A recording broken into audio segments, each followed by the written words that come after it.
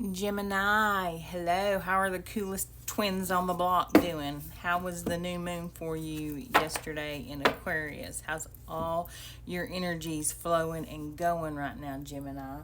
So, I've cleansed your space. I've meditated on your cards. If you're new, welcome. Don't forget to like and follow. If you're a follower, welcome. I'm so glad you're here. And we're going to do a weekly glance. This is the week of August the 10th through the 16th. And we're going to do the typical three with the bottom of the deck and oracle to clarify.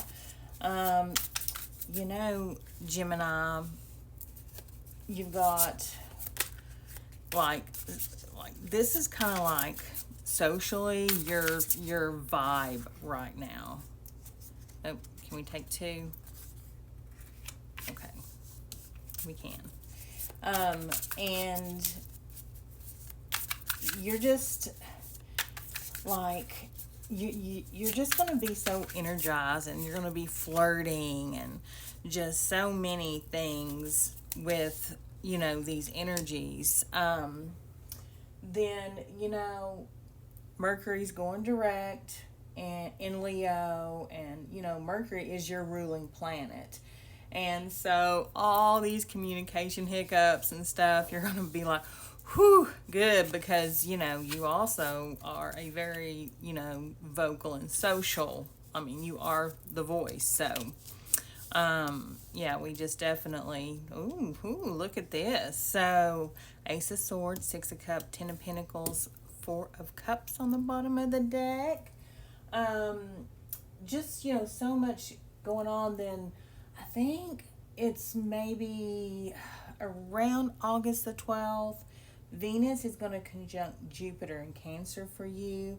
And this is going to be like, I don't know, like a downpour of like just blessings, if you will, and financial blessings. It's a big hug from the universe, and it's just so warm and endearing. And then there could be some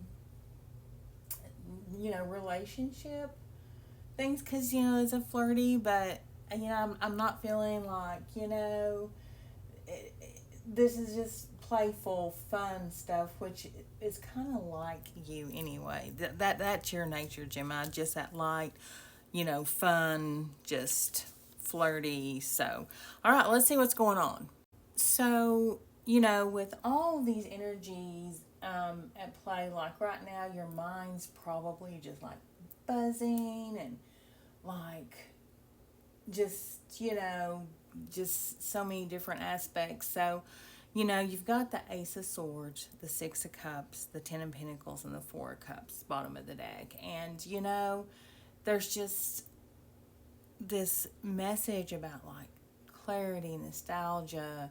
You've been going inside, looking at your emotional well-being, and maybe there was a moment of truth and insight. Maybe we've had this whole we're still in Lionsgate at the moment, and the full moon, so maybe there was a moment of truth or insight, or that emotional long-term, or insight towards emotional long-term stability. That's kind of like what I'm being given right now with maybe at some point there was some sort of detachment or whatever, but you've had some kind of clarity or breakthrough, or maybe it's new ideas, honest conversations. Maybe it's that emotional integrity that we're talking about right here. But it's a very decisive, bold move. And then you have the Six of Cups, and that's nostalgia and connection with your past. And maybe you're just reaching out, and something about the past makes you feel warm and fuzzy inside is what I'm getting. And that's intuitively what I'm being told. And but it's also it's just emotional. It's water energy. So you've got some air, some water, and some earth, and some more water. So then there's the Ten of Pentacles. You know, some people say like that's the happiest card in the deck. You see the couple, and they've built this wonderful foundation, and they got all the kids and the happiness and the sun and the dogs and the just everything. And you know, that stability, wealth, generation, just it's a card of lasting achievement and shared prosperity. I mean, it's just so many amazing things with this card. And then, you know, we go here to the Four of Cups, and you're like, apathy. You're apathetic, like, meh. You know, are you overlooking something? Like, are you dissatisfied? You've got so many things going your way. So I think with all the energies right now in the universe, I think for you, you know, silence for you is going to be more powerful than just, you know, putting yourself out there. Like, you know, don't, maybe now's not the time to, you know, just your mind's buzzing. So I would say, you know, maybe unplug from some technology, limit your screen time, get outdoors. I'm being told maybe doing some, you know, dancing, like cardio, take you some walks, you know, get out there and really see what's going on. So I think too, doing this is going to help improve sleep, because maybe sleep's been kind of an issue lately. But this is definitely going to give you some insight. Let's see what we're going to clarify. Clover, release your guilt. That might actually really play well with the Four of Cups here. Interesting. Let's dive a little deeper with this. So maybe you've been carrying something. I don't know if it's a different, like a burden, or maybe if you felt guilty. But you've carried it for far too long. Maybe that's why you're in this Four of Cups energy. And you know, what were you given to release under the full moon? Like, go ahead and, you know, make and release yourself from that indecision and that dissatisfaction. Like, I'm also being told, you know, count your blessings.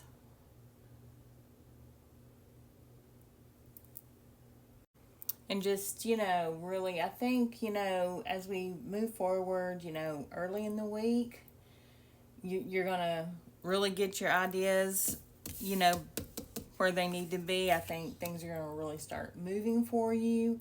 You know, midweek, I think, you know, your diligence is going to start paying off.